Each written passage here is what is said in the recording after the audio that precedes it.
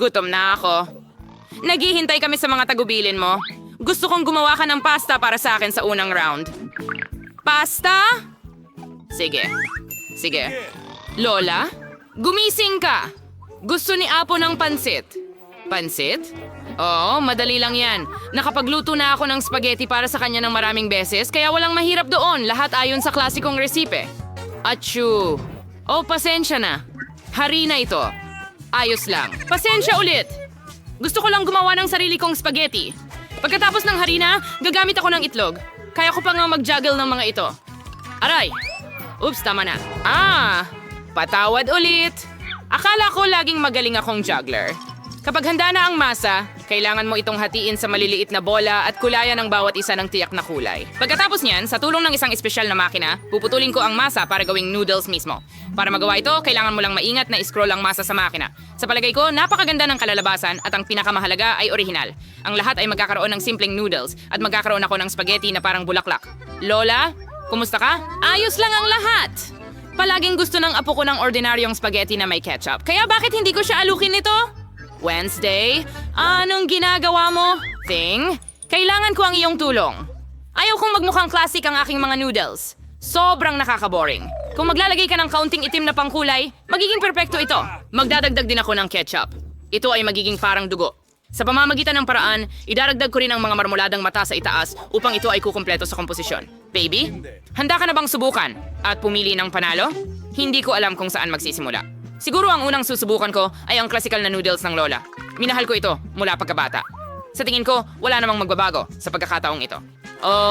Tulad ng inaasahan ko, masarap at simple. Ang noodles ni Enid ang susunod. Malalabas. Siyempre, hindi ka panipaniwalang maganda at napaka-cute. Ito ay tunay na obra maestra. Ayaw ko nga itong kainin. Nagdagdag din si Enid ng extra pasta. Sobrang kawangis nila ng pangil ng vampira, hindi ba? Nakakatakot. Hindi pa sila luto. Tuyo, hindi makain. Natira pa ang noodles ni Wednesday. Hindi masama. Okay. Ang una kong gustong subukan ay ang mata. Ito ba ay marmalade? Mahilig ako dito. Wednesday. Paano mo nalaman na bagay ang marmalade sa noodles? Parang sobrang astig nito. Uubusin ko ang masarap na noodles. Wala akong iiwan kahit patak ng sarsa sa plato. Sa tingin ko halata na kung sino ang panalo dito. Ama! Ang pinakamahusay na noodles ay ginawa ni Wednesday. Kumusta ito? Sinubukan ko rin. Wednesday! Itago mo na ngayon. Tigilan mo ang pananakot sa mga matandang babae. Baby, handa ka na bang bigyan kami ng bagong gawain? Oo, gusto ko ng cocktail. Kaya mo ba? Madali lang. Ito ang magiging pinakamahusay. Para sa'yo, syempre, Apo. Makakagawa ako ng mga cocktail at ngayon gagawin ko ito na hindi mo makakalimutan habang buhay. Ang base ng cocktail ay ang regular na Sprite. Kailangan itong ibuhos sa baso na napaka hindi karaniwan. Hugis! Ngayon, kailangan mong ilagay ang lihim na sangkap sa loob na magbibigay sa Sprite ng tamang kulay. Ito ay magiging berde. Bagay, tumakbo na kay Enid ngayon din at kumuha ng krema. Anong klaseng kamay ng demonyo iyan? Lumayo ka. Lola, huwag mong insultuhin ang aking katulong. Ginagawa lamang ng bagay ang sinasabi ko. Kailangan ko ng krema upang ibuhos ito sa cocktail at ilagay ang mga mata ng marmalade sa ibabaw. Katulad ng mga ito. Aminin ko. Marmalade ice ang paborito kong tamis. Mukha itong astig at hindi ka panipaniwalang masarap din. Kaunting pulang syrup ay hindi rin makakasakit. Ano ang hinihintay ko? Panahon na para magsimula rin akong gumawa ng cocktail. Tiyak na sulit simulan sa mga candy na marmalade. Upang magsimula, kailangan silang hatiin sa mga grupo ayon sa kulay. Handa na! Ngayon kailangan silang iayos ng patong-patong sa isang matangkad na baso. Tingnan mo lang kung gaano ito kaganda. Gamit ang hairdryer. Kailangan tunawin ang mga marmalade na ito para maging iisang malagkit na timpla. At ang huling hakbang ay whipped cream. Palagi nilang binibigyan ng mas presentableng hitsura ang mga inumin. Ang maliit na marmalade ay hindi rin magiging labis. Napakaganda. Mga magagandang dalaga, gumawa kayo ng maganda at masarap na mga cocktail, pero hindi ninyo naisip ang kalusugan ng apo ko. Gagawa ako ng cocktail na pangunahing magiging kapaki-pakinabang. Ito ay binubuo ng iba't ibang gulay na ilalagay ko sa blender na ito. At mas marami ito, mas mabuti. Ang kailangan lang gawin ay ihalo lahat at tapos na. Anong amoy? Pangit. Tama yon. Arana! Magugustuhan ng apo ko ang pag-aalala ko para sa kanyang kalusugan. Tama ba yon? Panahon na para pumili ng panalo. Sa itsura, lahat ng cocktails ay magaganda. Ang cocktail ni Lola ang mukhang pinakapangkaraniwan. Kaya simulan natin ito. Ayoko. Sana mas masarap ito. O kakilakilabot. Hindi ko ito gusto, Lola. Ang susunod ay ang cocktail ni Enid. Mukhang mas masarap. Gustong-gusto ko ang whipped cream at napakarami nito dito. Hindi ko na kailangang inumin ang cocktail mo. Kailangan itong kainin gamit ang kutsara. Ang sarap. Tapos na ang cream. Ngayon ang tubo. Kakaiba. Bakit napakalapot ng cocktail? Imposibleng inumin ito. Paano ko ibibigay ang panalo sa isang cocktail na hindi ko pa natitikman? Tiyak na palalampasin ito.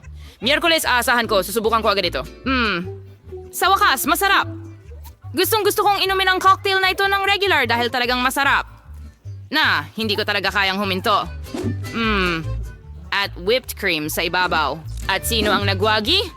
Well, malinaw na ngayon si Wednesday. Gumawa siya ng napaka-cool na cocktail. Congratulations! Apo, ano ang gagawin natin sa round na ito? Lola, napaka-simple. Gumawa ng salad para sa akin.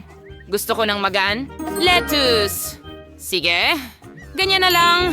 Apo, ilang minuto lang at handa na ito. May salad ka. Kakapitas ko lang ng mga dahon para sa salad na ito. Yan mo ito yung mga imbatsin ng salad.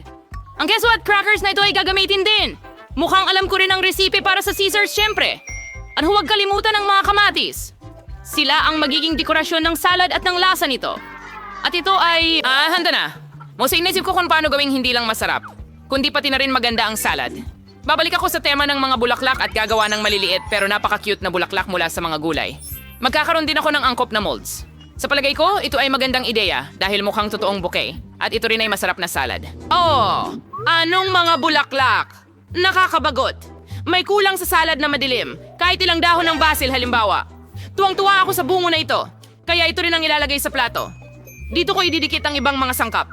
Keso at ham. Ngayon, kailangan nating ibuhos ang ketchup sa buong bagay at ihain ito ng dalawang mata. Ang bungo ay nagsisimulang magmukhang mas kapanapanabik. Anong katakot-takot? Kung nakita ko ito sa ilaw sa gabi, mahuhulog ako sa takot. Okay, baby, subukan natin. Huray, sa wakas masarap na pagkain. Miyerkules, ano ang niluto mo sa pagkakataong ito? Anong katakot-takot? Hindi pa ako nakakakita ng ganong kakilakilabot na mga salad.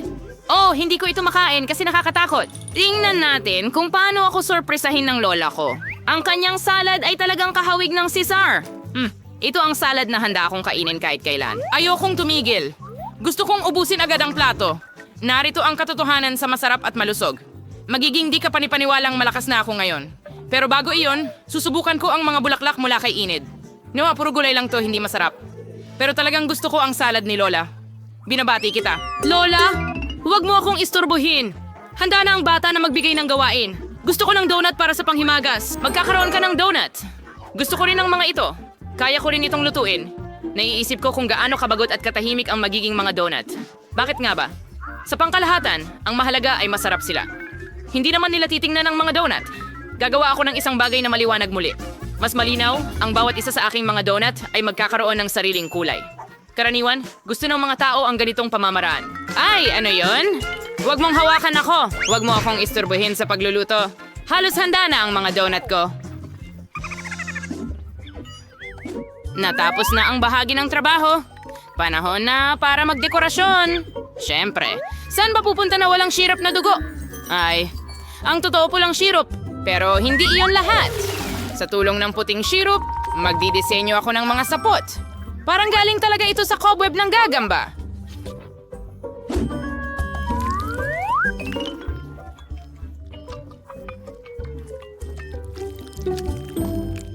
Zing, kailangan ko ng Nutella. Dalhin mo sa akin.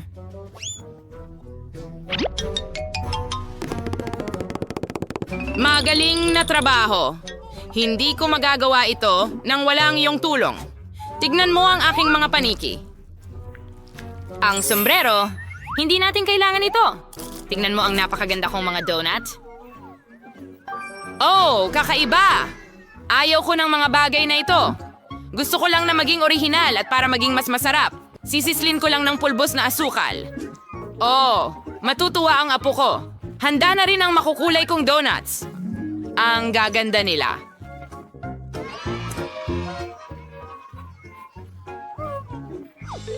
Maaari ka pang gumawa ng mga litrato kasama ang mga ito.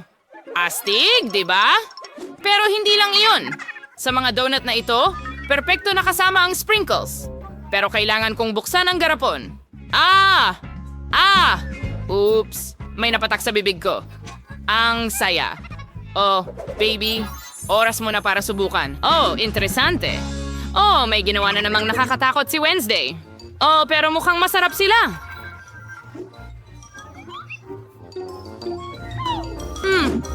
Hindi masama. Pero sa totoo lang, inaasahan ko pang higit. Oh, ang susunod ay ang mga donut ni Lola. Bago kainin ang mga ito, gusto kong gumawa ng malaking tore. Magiging mas maginhawa kainin ang mga ito ng ganon. Ordinaryong donuts lang. Walang espesyal. Well, tingnan natin kung ano ang ginawa ni Enid. Wow! Ang kanyang mga donut ang pinakamalapit sa mga iginuhit ko? Oh, sobrang sarap na parang hindi totoo. Enid, kitang-kita, ikaw ang panalo. Lumabas ka. Aray! Sige na, tama na. Basta wag mo akong kainin. Isang duwag. Lahat tayo ay Alisin ang na... mga kahon. Aparenteng nagsisimula tayo sa pagpipinta ng mga baka. Ayokong gawin ang ganitong maruming gawain ng mag-isa. Bagay, pumunta ka agad sa akin. Walang makakapagpinta ng bahay ng mas mahusay kaysa sayo. Kaya pakiusap magsimula ka na. Sa tingin ko perpekto ito. Para lang magdagdag ng ilang dekorasyon. Ang mga buto ay perpekto para dito. Ering-ring perpektong alga. Tarantula. Ingayur sa wawiyo si Wert si habi ng sapot. Parang mukhang mas nakakatakot yung aking bahay. Turing ko ay mga estatwa na ito sa bubong. Sa tingin ko bagay na bagay sila para sa aking labas ng bahay. Dan, sino ang hinihintay mo? Oh, magsimula na. Yay! Panahon na para magsimula. Kailangan ko talagang Tulungan mo ako pinturahan ang bahay. Tutulong si Brown. Paparating na sila. Mag-ingat ka. Baka magsimula na ang zombie apocalypse. Biro lang. Mga kaibigan ko lang sila. Ha ha ha ha. Ayusin lang nila ang bahay. Tama rin siya sa ating ideya, however, handprints mo ding-ding. Well, it's so. Probably perfectos.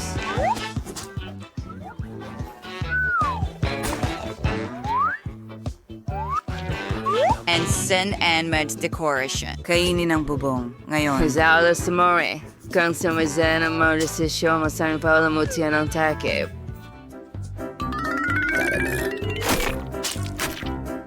Damo, magandang ideya. Ang lahat sa namang lilim ng berde ay perpektong pagkakabagay.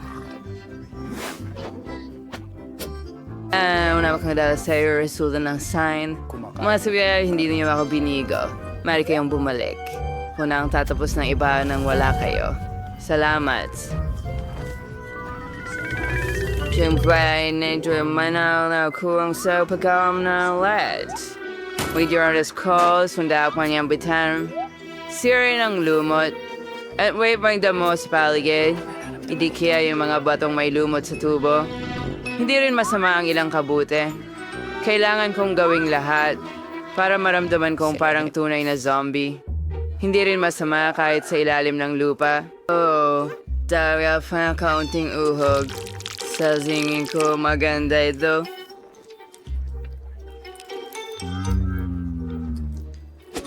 Kaya lang sa maglayo ng kandado sa pinto na magbabantay sa lahat. I know. At sure yung Britain weekend, o i-park mo yung stick, spalit na yung bubong. Ngayon na ang lahat. Kodelag Baron eh? It's trying na ang pagpipinta. Saka, manahon na para gawin ito. Subalit sa halip na pangkaraniwang pintura, dugo ang gagamitin ko. Siyempre, meron pa akong maliit na device na tutulong sa akin na pinturahan ang buong ibabaw ng bahay. Tadam! Handa na ang lahat. Ang susunod na hakbang ay dekorasyon na ng mga dingding ng mga paniki. Mga kaibigan, handa na ba kayo? ka na. Lipad na tayo. Yes, always sinanes ng dos to the part while they be bubong. Tapos na ako. Ngayon, ang kawa we considerong din ni Dracula. Maging mabuti. Ang astig, di ba?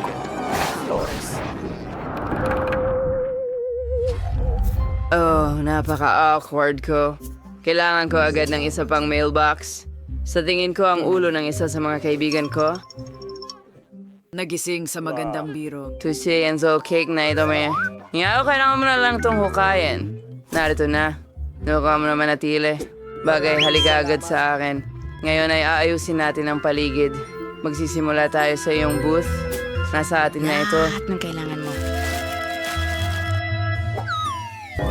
Ngayon, kailangan mo may dikit. So, na magkakaroon na itong sariling maliit na bahay.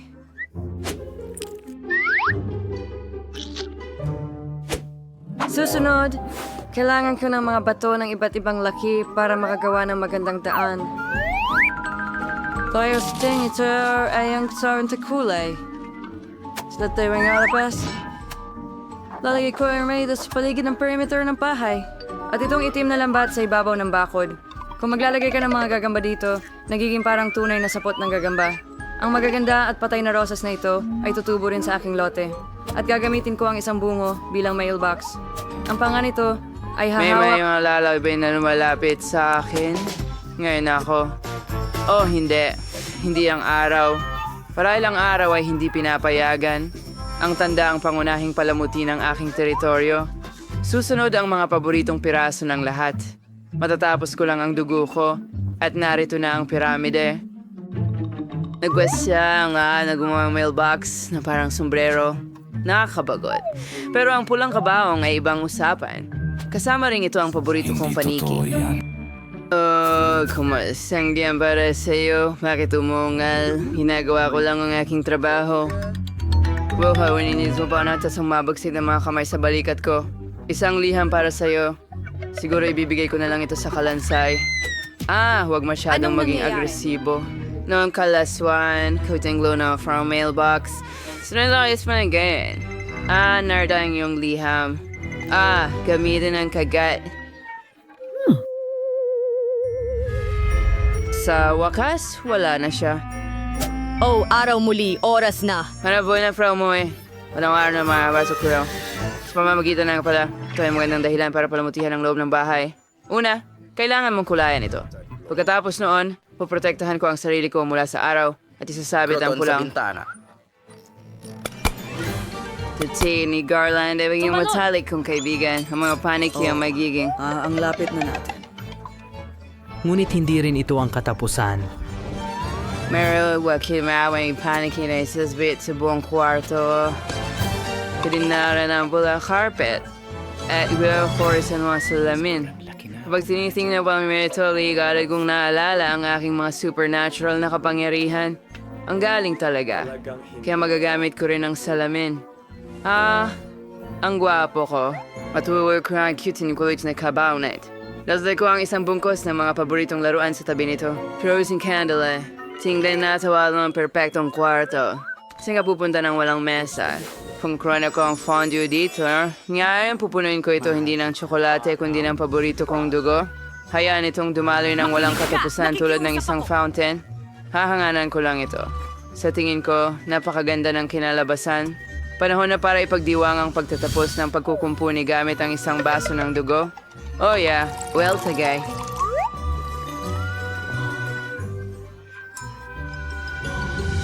Bakit ko lang ipalamos yan ang loob ng bahay? Sa tingin ko kailangan ko ng isang kapsula ng zombie virus muna. Magbibigay ito ng tamang kulay sa mga dingding. Anyway, tago ang say gumana ng paborito kong tabla. Kailangan ding iwas-iwas ang lupa sa sahig. Mas komportable ito sa ganitong paraan. Konting lumot at kabuti rin. Ang ganda. Anyala mo, bigagawin ko cool ang block ng lupa mo sa Minecraft. Ano makaragay sa aking interior? Tingnan mo kung ganito ka cool. And narito ang larawan ng aking mahal. Ang kailangan nating magdagdag ng ilang mga estatwa at cobblestones. Maganda ring tingnan ang mga creepers sa mga dingding. Gagawa rin ako ng mga paborito kong bagay dito. Kumain ng mga matatamis at manood ng mga paborito kong channel. Salamat sa panonood. Maliban sa akin ay dekorasyon ng kanilang mga bahay. Umpisahan ko sa pagpipinta ng mga dingding din. Kailangan mong protektahan ang iyong sarili gamit ang gas mask. Ngayon, maaari mo nang ihinto ang pagpipinta ng mga dingding.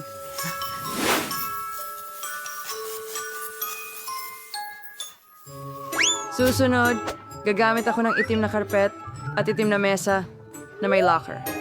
Ilalagay ko ang mga ito sa mga sulok ng silid. Susunod, kailangan ko ng itim na tela para ikalat sa mesa at upuan.